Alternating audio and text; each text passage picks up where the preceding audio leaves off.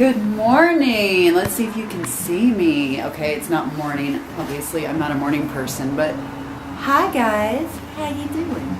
I have kind of a lot to say today. Forgive the traffic, and I hope this is like, I've got to stop saying this through every video. I went to the doctor today to address the horrible stiffness and pain I have had in the back of my legs and my ass and my hips for about a year now, and it has slowly taken away my ability to run 5 miles every day, which is the whole reason I moved to godforsaken California. I'm planning to move to Northern California because I'm sick of these stupid people, the stupid attitude, and I hear that everything's better up north. You know, more veganism, more culture, more intellect. So that is my long-term plan to, well, short-term also. Caroline, I would like to say hello. A lot has been happening in my life, and I need to talk about it. I'm going to be getting a therapist, thank God, because my head is scrambled. I do things that I know I shouldn't do. And I want to be more specific because when I started this channel, I wanted to be completely authentic and transparent. And it helps me to talk to you guys, believe it or not, because I play it back. And, you know, if nobody else watches, at least my cousin watches. But I think more people watch than let on. Because my videos have some views. So, first of all, I think all my life I have made bad decisions. Not all my decisions with men have been bad, but I would say that since I've moved to California, they have been horrible. I don't know if maybe I romanticized. I thought I'd move to California, meet a vegan, hippie guy right off the bat, and live happily ever after. I thought it was going to happen pretty fast. The first person I met was very close, very, very close to what I wanted. Everything. Hippie, vegan, what's the word? Native Californian, with dreads, no less. And I thought, oh, that's it. Tan, built. I was like, oh, wow, this is it. Train wreck.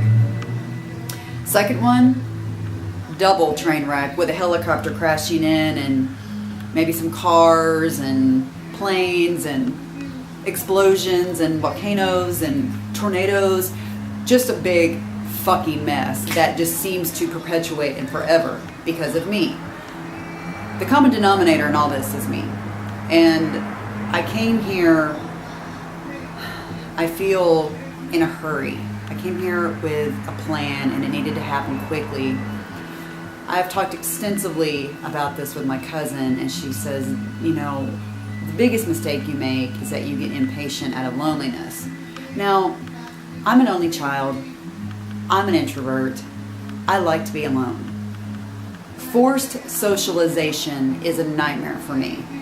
I only want to see you and spend time with you if I want to, not out of obligation, not out of because I have to, but I understand that relationships need maintenance, friendships need maintenance. You have to water them, and sometimes I just don't want to water them. I want to be alone a lot of the time, but if anybody would ever call me and need anything, I'd be there to listen, to talk, to help. It just seems like I just made some very, very bad decisions with this last person, and it just keeps perpetuating. And we can't ever have a conversation about it because this person can't talk like a normal person. But my problem is making bad choices out of loneliness. That is also a codependent and introverted trait as well.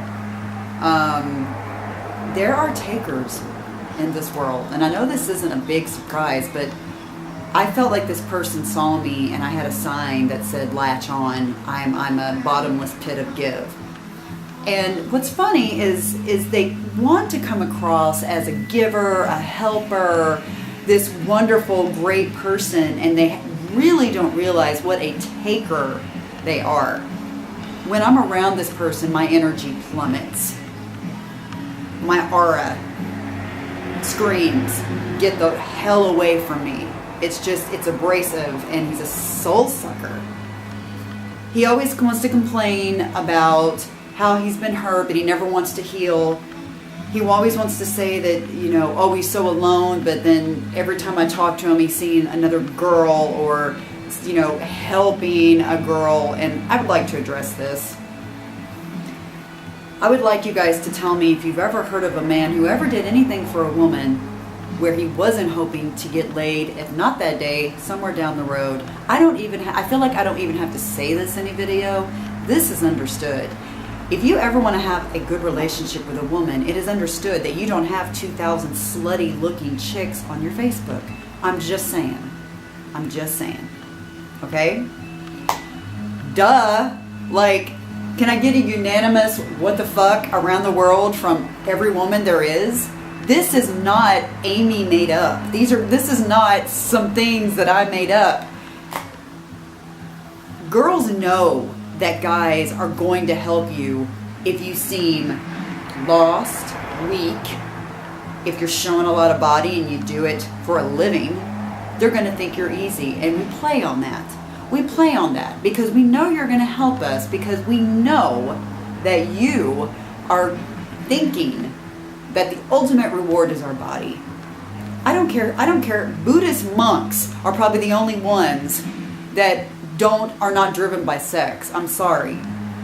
So I don't care what you say. Another thing about this person is they're not connected to their subconscious, and they lie to themselves, and they try to lie to me, and you can't lie to me. I've been around too long. I'm too wise, I'm too intelligent, and I know. But I wasn't when I met my two losers. I was just so excited about being in California and so overly positive and overly optimistic that it bit me in the ass on both turns. I did not see the signs, and I ignored them even if I did see them. And if a guy on a first date takes you to another girl's house for any reason, I mean, it's not rocket science. If you meet someone at a club and they're not talking to you very much, leave. If you're at a club and one of the half-naked dancers walks up and stands in a bathroom line and smiles at him, leave. Leave that club and say, nice to meet you, the second you get a warning. I ignored every single warning in both of these cases. So I've been really studying and doing some soul searching about why. How am I just throwing myself to the wolves? Why?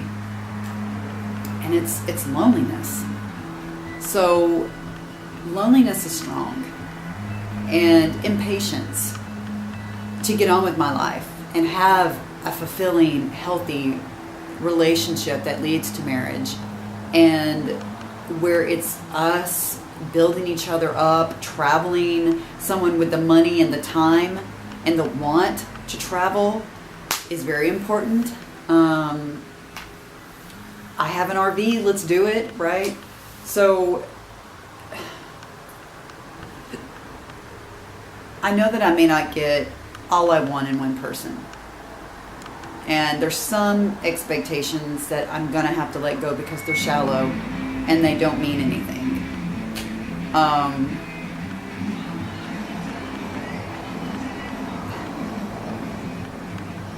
As I'm saying this, I shake my head because it's just ridiculous. The time spent wasting time with drama these past 2 years, almost 2 years in October. I could have been single the whole time and working on myself and not compromising and being proud of that, instead of being a wreck in my head for like a year now. And things are gonna change. I mean, it's sad, me and my cousin were talking about the fact that not having a mom greatly can affect who you become. Mostly because for me, I would love to have a person to answer to. I would be embarrassed to tell them the things and the people that I choose and the things I do and the thoughts I have. I would, be running by this mother and she would be like, yes, no, hell no. I don't know if you guys ever watched Todd Crisley of Crisley Knows Best. I would love to have him as a parent. I would love to have an overprotectant parent telling me, hell no. He comes to the house, he picks you up, takes you on a date, and then he goes home. He's interested in getting to know you. And he keeps that interest up. And sex is not involved for 3 months because that's how long it takes for someone to really prove that they are into you for you as a partner, as someone that they want to be around and share their life, getting a feel for if they want to share their... I'm not saying I want to get married in 3 months, guys. But this is classic rules stuff. This is old-fashioned values that work every time. Fuck everything else. Fuck a woman should be a natural, sexual... Whoever wrote that was a gay guy who loves to watch straight women fail. Or a guy who just wants women to be whores and give their bodies away the second the guy says he loves you. Or doesn't even say that. Or in some cases, you're like, this isn't going to be a relationship. Let me just have sex with him and then get rid of him, but he keeps coming back. That doesn't always work either. So, I am just pissed. I am pissed at men. I'm pissed at this person. That's the truth. That's authentic. I am fed up. I am disgusted. I'm angry. And a lot at myself. And I have to really work on self-forgiveness because every woman has done it. Every one of you have done things you know you shouldn't be doing for love. For this person, for love. In the name of love, the things that we will do. That's why one of my favorite songs in the world is U2, In the Name of Love. You're such a martyr for it. You're such a fool for love. Such a... all the signs are there. So, I'm working on getting myself completely healthy. And never looking back. This has been a hell of a year, and I really wish that I would have got this at 30. Although, I can't really blame it on the guys. I've dated some really good guys that I fucked up. Or, I didn't fuck them up, but I was the one who wasn't willing to work on it. Or wasn't ready for it. And you know what? Whatever. I mean, everything happens for a reason. But some things are really hard to accept that they happen for a reason. They're just too ridiculous. And you're the one doing it. Out of boredom, I guess, loneliness. I told Deborah, my cousin, I was like, I need some new stuff. I mean, the music, that's awesome. I'm awesome to know them. And they make me laugh a lot, but you can't see them all the time. And patience, patience, patience, patience, values that are not broken ever in the name of nothing. Values, patience. Standard, unbreakable, uncompromising standards. These are the 3 pillars of my existence now. No apologies, no explanations, no messing around. This is my life. And if you are not in it for a long-term relationship leading to marriage, you're out. And you're out quickly. It doesn't matter how long it takes to get there. What matters is the intent. If you meet someone and they go, I would love to get married someday, absolutely. That sounds really good to, be with someone. They don't have to say, oh, I'd like to get married right now, because hello, I mean, I would run. But their head has to be on the same track as yours. And they can't be scared. They need to have done the work to know what a relationship is and to know the function of a relationship and be mature and intelligent and communicate. And these are basic things that I'm never compromising again. If I live the rest of my life completely manless, I will at least know, which I will not. I absolutely will die with a smile on my face, knowing that I did the right thing. I loved myself completely and wholly, and never compromised any of myself.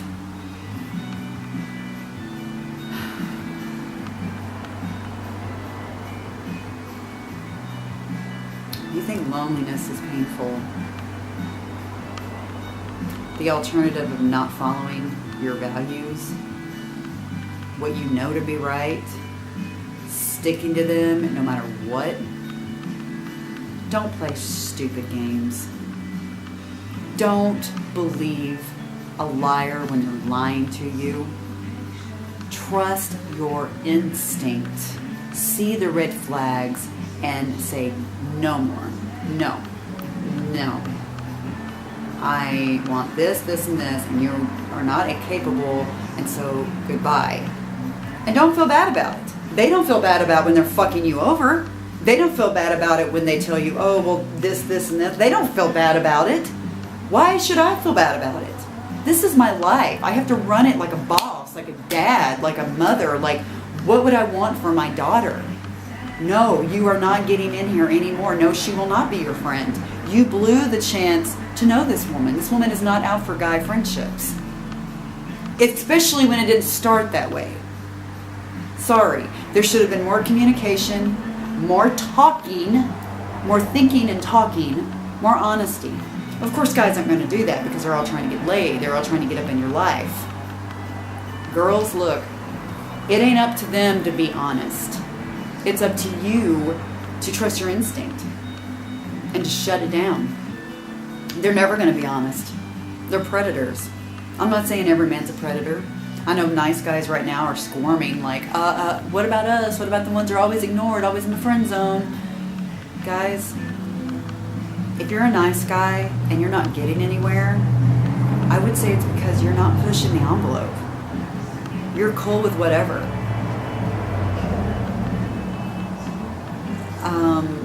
The other day I was having a conversation with an ex, and we were talking about the fact that I used to, I would tell him to take out. I said, well, part of the reason I fell out of love with you is because I'd ask you to take the trash out, and you never would.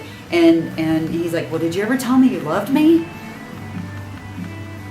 I was like, whoa, I was an asshole. I was stressed out. I was in nursing school for the first time, and I thought, you know what you should have done is you should have said, you know what? I said, you should have said that. You should have said, stick that trash up your ass. Can you tell me you love me? Can you show me appreciation for the house you live in? Can you treat me with a fucking shred of respect instead of bossing me? Or I would have went, oh my God. Oh my God. How much closer would that have brought me? I can't even begin to tell you. I'm not saying shoulda, woulda, coulda. I'm just saying communication is key. Don't push it down. Don't not say it. If you're a nice guy and you do not like what is going on with this girl, the more you're patient and nice, you're not winning her respect. You're not getting any closer to being with her. It's when you say, you know what? You'd rather have these guys that treat you like shit. I'm here. I'm a good guy. Now be sure you are a good guy. Be sure you are a catch before you're saying this. Because I can think of a person right now who would say, oh, I'm a good guy. No, you're not. You're fucked up and need to clean up your shit. But for you to have your shit together, and you do or you don't, the guys who have a lot to give, they're not out to get. The ones who have a lot of love to give, a lot of nurturing, a great family, education, patience is good, but you know, don't put up with a female who won't have you, who won't listen, because maybe you're not as hot as the guy that she likes. Or, I mean, every guy can be super hot. It's all about his personality. And hot, I'm sorry, I know I'm in Southern California, and I know it's 2016, and I know the Kardashians rule, but let me tell you something. If you are looking for hotness and looks, you are going to live your life in a heartbreak. Give me the ugly guy full of love any day, and watch a wonderful life unfold. An amazing couple that people will want to flock around. Don't be dumb. Don't be dumb. Is there anything else I want to say? I hope my B12 is low. I hope it's so low that she goes, oh yeah, I think we found the problem. Guys, people out there, keep your head up. Forgive yourself. Listen to yourself. Pray for yourself. Pray for others. Don't be a fool. Pull it back. Get selfish. Pull it out from under the knife. Say no with no explanation. Just because they won't listen and they'll deny it. You know the truth. You don't have to force it. That's from a song by Cree Summer, which is a very good song. Okay, guys, I love you.